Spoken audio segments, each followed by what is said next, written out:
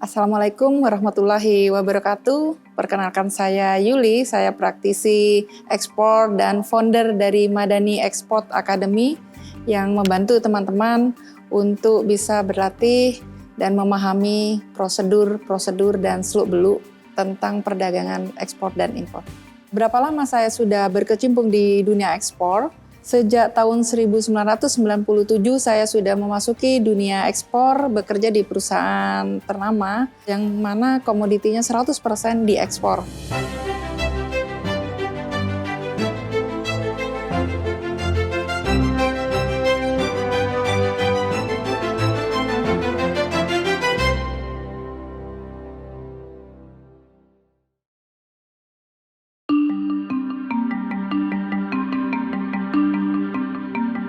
Bagaimana sih atau kesalahan apa yang biasanya sering dilakukan pertama kali ketika mau jadi eksportir? Biasanya karena yang pertama, dia tidak memahami produk knowledge-nya, sehingga dia tidak tahu value dari produk yang akan dijual. Dan yang kedua memang lebih kepada prosedur ekspor.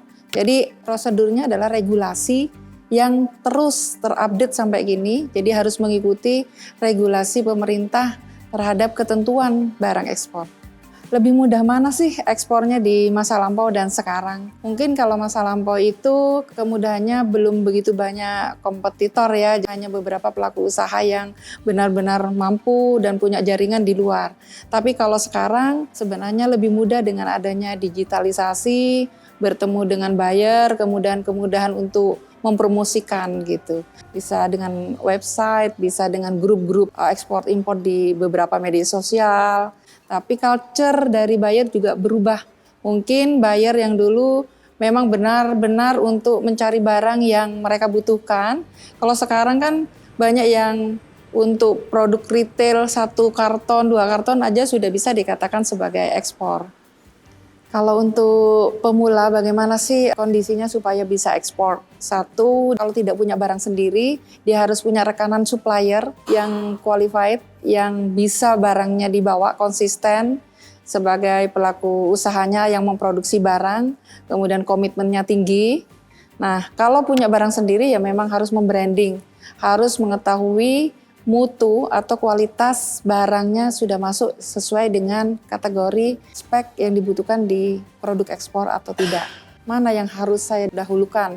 Apakah saya harus menyiapkan barangnya dulu ataukah saya mencari pembelinya dulu? Nah, kira-kira kalau menurut teman-teman gimana sih? Karena pasti caranya setiap orang berbeda untuk melakukan transaksinya ya. Itu tergantung dari masing-masing. Kalau saya sendiri lebih rekomendasi lebih baik punya barangnya dulu atau nemukan barangnya dulu sehingga product knowledge kita itu benar-benar mumpuni untuk menjual barang ke seseorang. Jadi kita tahu value barang kita, kemudian spesifikasi barang yang kita mau jual, itu sangat-sangat mempengaruhi negosiasi kita nanti. Banyak yang harus dipelajari, culture dari buyer yang kita hadapi seperti apa, kemudian integritas kita merespon pertanyaan-pertanyaan buyer seperti apa. Jadi kalau dikatakan susah atau mudah, bagi saya pribadi susah. Tapi kalau teman-teman ada yang dapat kemudahan, itu memang berkah dari Allah ya, diberikan jalan yang paling mudah.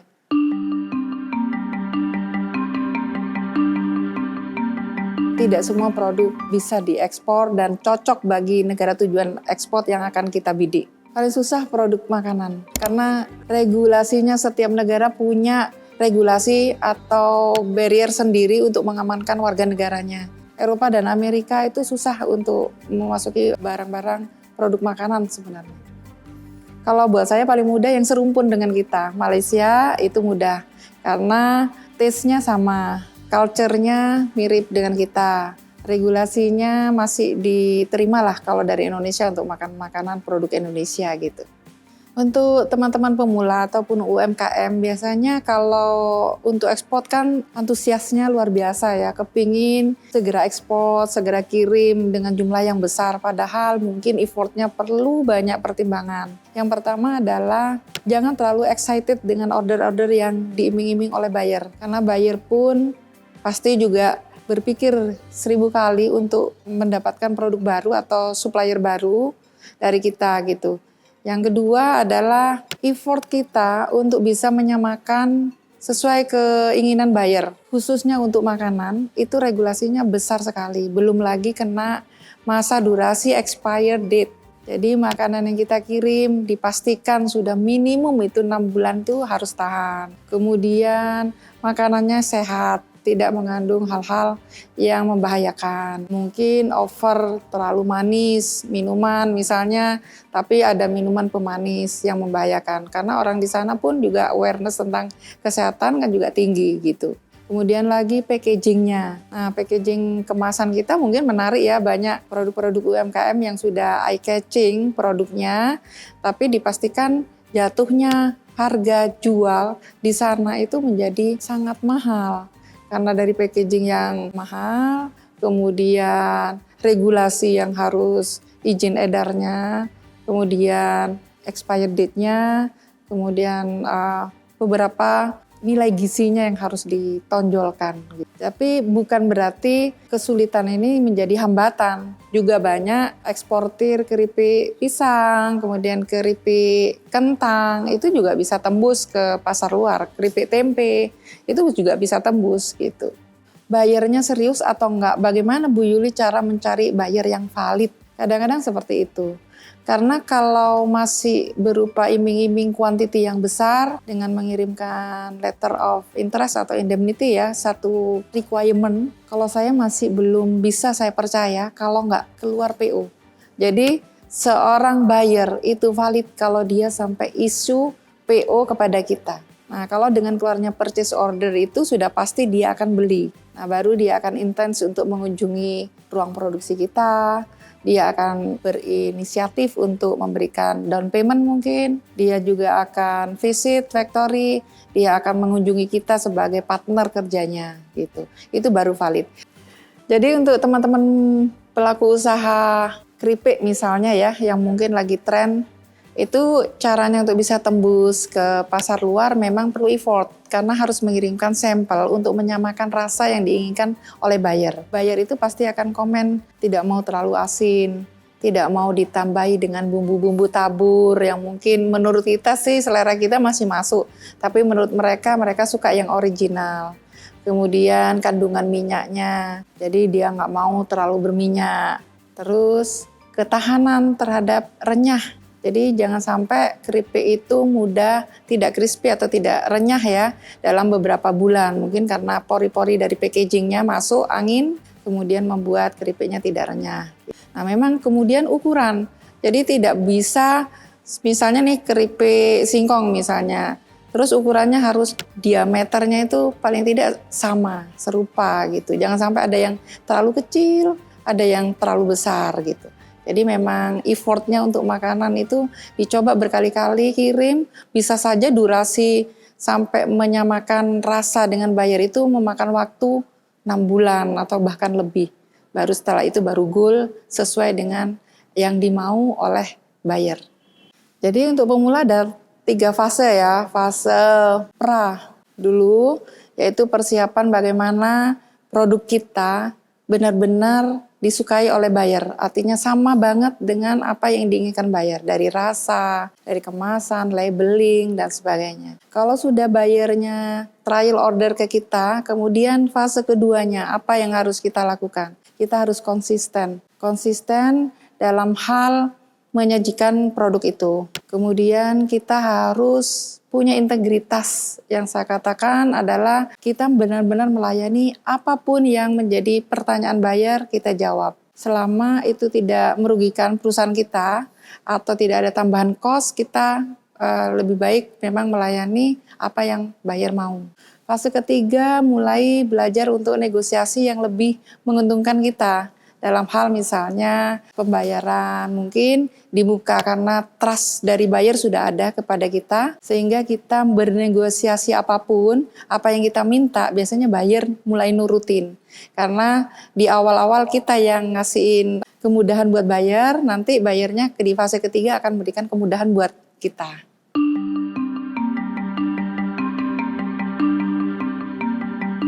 Kalau pernah ekspor kemana saja, saya dari tahun 97 memang di satu perusahaan yang ekspornya hampir ke seluruh dunia. Dia perusahaannya packaging, kita tembus ke beberapa supermarket besar, mulai dari Australia sampai Amerika, Eropa gitu ya, Jepang, hampir seluruh supermarket besar.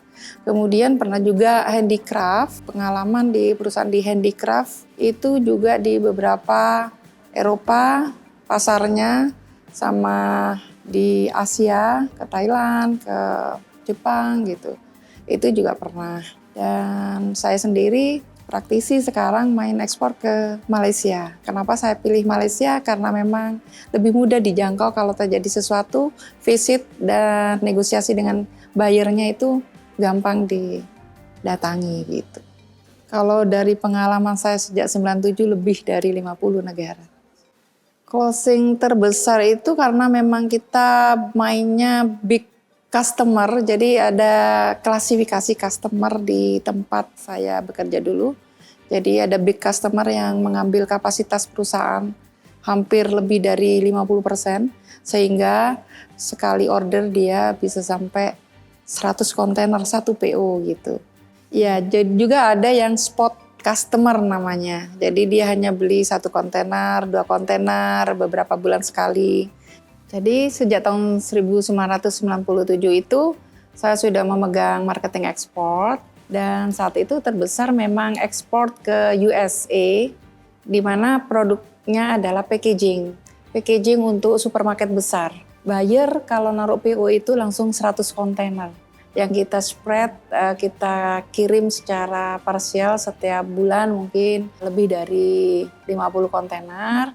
Kemudian dia akan terus continue untuk nambahkan ordernya ketika ordernya sudah terkirim semua gitu. Nah, mungkin kalau 1 kontainer kita bisa bayangkan packaging waktu itu mungkin satu value-nya 1 kontainer 20 feet bisa 30.000 US dollar. Tergantung pas produk yang paling mahal yang diambil gitu. Plastik packaging itu masuk ke supermarket. Zaman dulu kalau kita belanja kan memerlukan plastik ya, plastik bags untuk membawa belanjaan kita. Nah, supermarket besar di luar hampir semuanya beli di company kita. Jadi lebih enak mana lewat trader. Kalau kita lewat trader berarti kita hanya penyedia barang. Sebenarnya yang real eksportir itu ya tradernya itu. Karena di dokumen nama-nama dia, nama company dia yang masuk sebagai shipper. Tapi kita hanya penyedia barang. Nah, untuk teman-teman UMKM atau pemula kan harapannya belajar menjadi eksportir mandiri. Jadi ekspor sendiri, barangnya sendiri, nemukan buyer sendiri. Bangun tim untuk bisa riset di mana bisa bertemu buyer yang menyukai produknya. Sering-sering mengikuti webinar atau pameran yang mempertemukan antara produk kita dengan calon buyer kita di luar sana. Jadi nanti teman-teman kalau memang mau memperdalam lagi, apa sih sebenarnya yang sering terjadi komplain-komplainnya, kemudian kesalahan-kesalahan yang sering dilakukan, mungkin bukan kita, tapi tim kita yang melakukan, atau bahkan buyer yang melakukan, tapi kita nggak tahu, itu bisa belajar dari Madani Export Academy. Saya bisa bantu untuk memberikan insight lebih dalam, bagaimana sih meminimalkan risiko ketika melakukan transaksi perdagangan internasional dengan pembeli dari luar, gitu.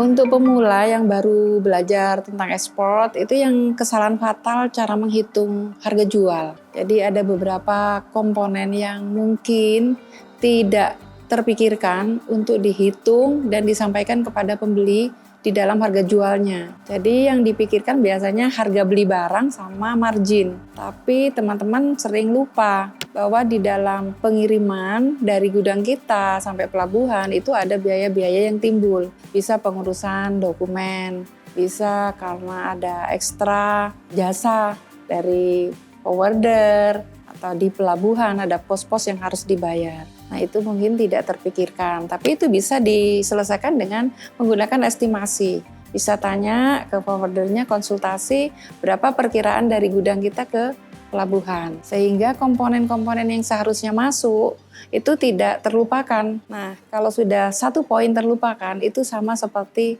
menghilangkan profit kita. Kadang-kadang seperti itu. bagaimana kita bisa pintar menghindari komplain atau yang fatal lagi adalah klaim. Kalau klaim itu kan minta ganti rugi, tapi komplain mungkin hanya keluhan yang bisa kita improve untuk the next shipment misalnya. Sering sekali terjadi karena produk yang tidak sesuai. Jadi barang yang kita kirimkan ada yang menyimpang dari spek yang kita janjikan. Nah, itu potensi komplain. Kemudian jadwal pengiriman. Berjanji untuk dikirimkan misalnya 2 minggu lagi, faktanya molor menjadi 4 minggu lagi atau 1 bulan lagi bahkan. Nah, itu menjadi potensi komplain. Kemudian ada lagi misalnya barang sudah terlanjur dikirimkan ke sana tapi ada quantity yang kurang karena perhitungannya nggak cermat gitu. Tidak sesuai dengan yang di order quantity-nya. Itu menjadi juga potensi. Bisa saja human error. Kadang teman yang mempacking barangnya misalnya tiba-tiba ceroboh, dia masuk ballpoint-nya, sisir, atau produk yang tidak seharusnya terkirim ke situ.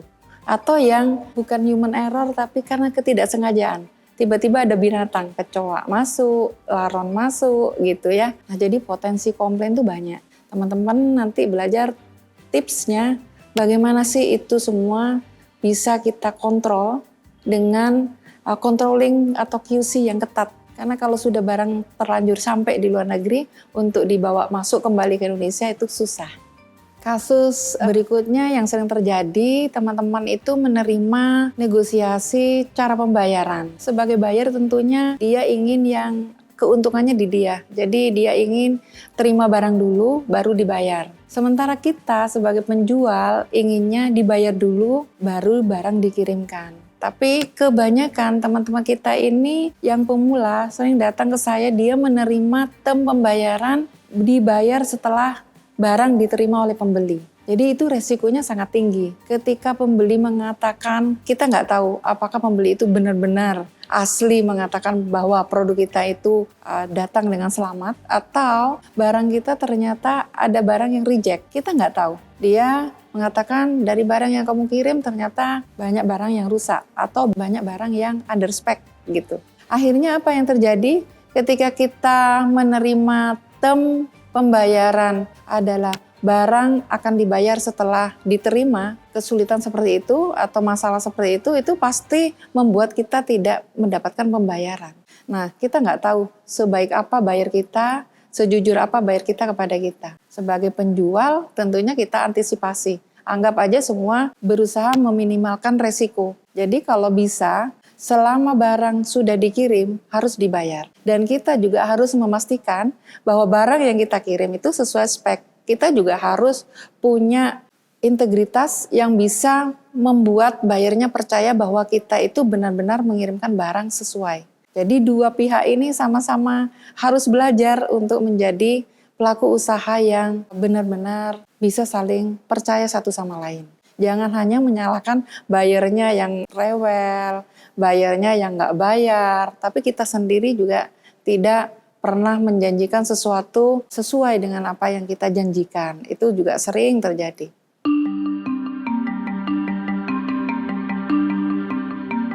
Buat teman-teman, sebenarnya kalau untuk mempelajari prosedur ekspor-impor itu bisa dari mana saja. Setiap informasi di beberapa internet ataupun di beberapa lembaga lain itu bisa menjelaskan dan mudah dipahami mengenai prosedur ekspor.